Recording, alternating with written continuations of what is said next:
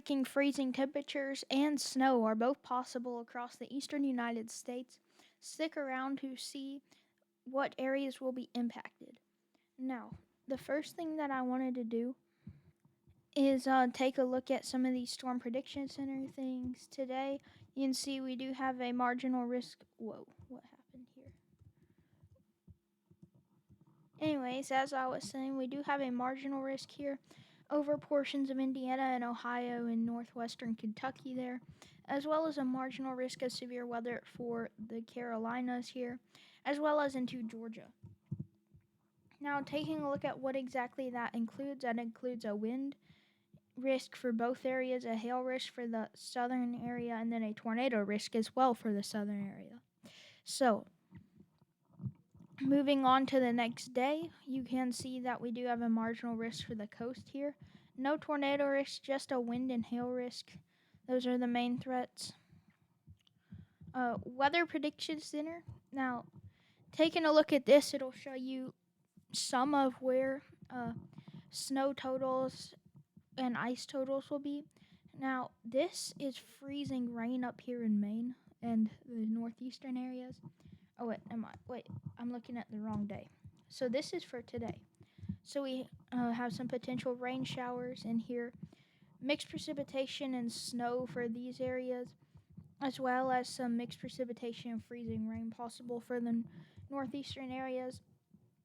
And as we move along, you can see that day 2 outlook. We have the mixed precipitation spreading further south into Tennessee, Kentucky, Ohio, those areas, and the freezing rain still sticking up there. Now, I don't know that I completely agree with this now. For the northeastern regions, either, because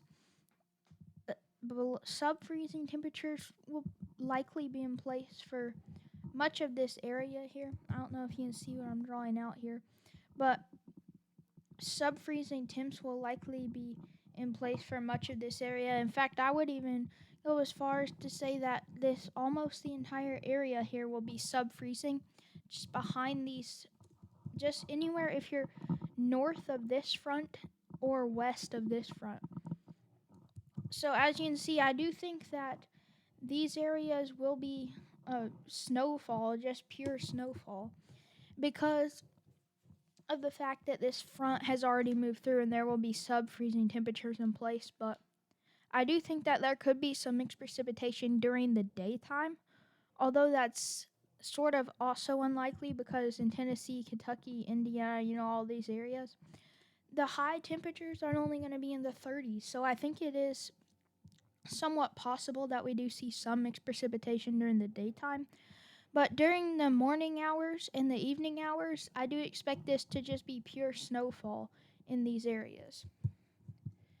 Now, in a minute here, we're going to talk about the what I think like the snowfall totals will be. As you can see moving through, they sort of agree with me here, I guess, sort of, because I do believe that as this moves on, the snowfall, some of the snowfall that it kind of like lapses in between this time, but some of this snowfall could sweep back through these areas as well. After the main event has passed, some flurries are possible behind here and showers. But as far as accumulation is concerned, we're going to look at that in a second. Now, I just wanted you to notice something here. You see these fronts here? So, anyways, wait a second. Let me figure out what I want to do. Let's see. I think I might want to cover this topic first, the winter weather advisories in Iowa. Rain south of here, and then to the north of here in this blob I just colored in here. This blob, some snowfall is possible today. Some light accumulation. That's probably why they have a winter weather advisory. But let's turn on the surface analysis here. By the way, credit to Weatherwise for letting me use this in my videos. But you can kind of see where the freezing line is. It kind of cuts back like this, kind of. So you can see how north of here it's snowfall. And this is probably where it's going to stick the most because this is where it's most below freezing. So that's probably why they have the winter weather advisory there. But Anyways, looking at this, you could see the cold front that's gonna sweep through. You sweeping through here. Behind it, it's like 40s and 30s, and it's gonna sweep through. And once it sweeps through this region, entire region here, is gonna be covered with uh, 30s and 20s temperatures. Even during the daytime, like 30-degree temperatures pretty far south. So you can see the first front came through that brought some severe weather. Now it did cool it down some from the 70s to the 60s in the daytime, but there's still more cooling to be done as this front is going to sweep through. And as the front sweeps through, we're going to see some snowfall. So let's take a look at this. Let's take a look at the. Let's see. Where is it? Let's just take a look at the GFS here. Let's see.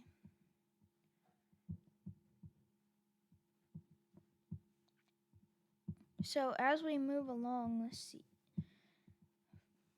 Let me see. Okay, so this is going to be about 3 hours out.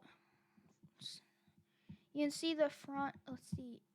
I don't think it shows the front moving, but you can see the precipitation there. How it kind of is moving down. Let's see. Let me see if I can get a good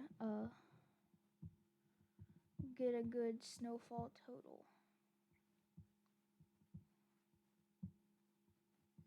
Or if we can see where it's going to snow. Maybe I can. Let me see.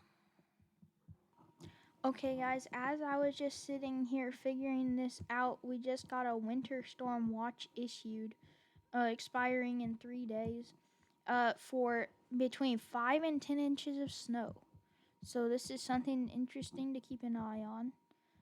Winter storm watch was just issued again, expiring in 3 days. So we do have winter weather advisories expiring in 2 days as well for New York. Accumulation, ice accumulation, mixed precipitation amounts, and snow accumulation up to 2 inches. Let's see, so I did figure this out, so let's focus on this region here. So let me see if I can take away these. Let's see. Okay. That makes for a more clear picture here, as well as let's take away the surface fronts. You'd see here though that at around the time frame of the 8th, let's actually go back a little bit. So you can see the snow starting to pop up around these areas. You can see as it's moving down, it's kind of the wind is blowing it around that way. So let's keep moving. You can see still some lake effect snow for Iowa, Chicago, Detroit, those areas, those cities. And then again in Ohio, where that winter storm watch was just issued. The winter storm watch spans, let's see, around this area, but I do expect winter storm watches to be issued for all around this area, as well as warnings when the time comes. And I also expect some winter weather advisories to be issued for these areas. I wouldn't be surprised if winter weather advisories started to be getting issued for southern Illinois, Indiana, Ohio, Tennessee, and Kentucky here. I would not be surprised if we get some winter weather advisories for those areas. As we keep moving here, this is pretty, I think, let's see. This is pretty early in the morning on the 9th, and you can see snow showers starting to pop up around Kentucky, southern Ohio, middle Tennessee, southeastern Indiana. You can see some snow showers starting to pop up around those regions. And we even do get some heavier snow showers across these southern regions. Now, as we keep moving, you can see the Great Lakes they really start to get more lake effect snow, and you can kind of see the effect of the mountains on all this snow here. I think the mountains could get a good 1 to 3 inches of snow. And you can see,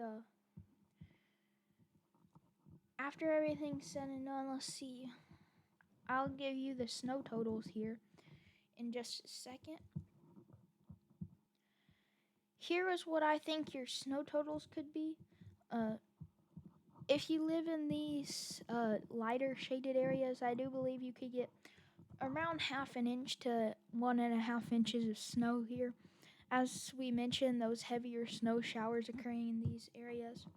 If you live in this area, I would not be surprised if you got 1.5 to 4 inches of snow. And if you live in these even darker blue areas, I would not be surprised if you got anywhere from 4 to 7 inches of snow. And these specific hot spots here, I would not be surprised if you got 7 inches to 1 foot of snow. So, anyways, now as we look at this temperature outlook for November 13th to the 17th, it looks pretty warm. Although I do think some cooler air could linger around for the earlier part of this outlook. By the later part of this outlook, warmth should be dominating. 6 to 10 day precipitation outlook, the west coast and the northern areas of the United States are looking more wet than average. And then if you look at the south central areas and the southeastern areas, you can see drier than normal conditions persisting through this time. 8 to 14 day temperature outlook, you can see I do agree with this that warmth should be dominating at this point. Some areas of below average temperature still hanging around, but overall warmth. You can see mostly wet now. This time, the only area drier is the Florida Peninsula there. Now let's look at the National Weather Service watch warning advisory. We do see those winter storm watches getting issued. We do see those winter weather advisories out for these areas. And then we also see freeze warnings and freeze watches out for these areas here. And we also have really warm weather down in southern Texas. It's kind of crazy that it's like this far apart and it's like warm down here and freezing up here. But anyways, I think that will do it for today's video. But if you haven't already, you should check out EpicPen. You can get the free version pen eraser highlighter screenshot tool 16 colors, or you can get the $2 a month version for pen eraser highlighter fading ink highlighted cursor shapes tool text tool whiteboard and blackboard screenshot tool. You get 8 more colors, 24 colors, easy license management, and great value. So anyways, thank you for watching today's video, and I will see you in the next video. Bye.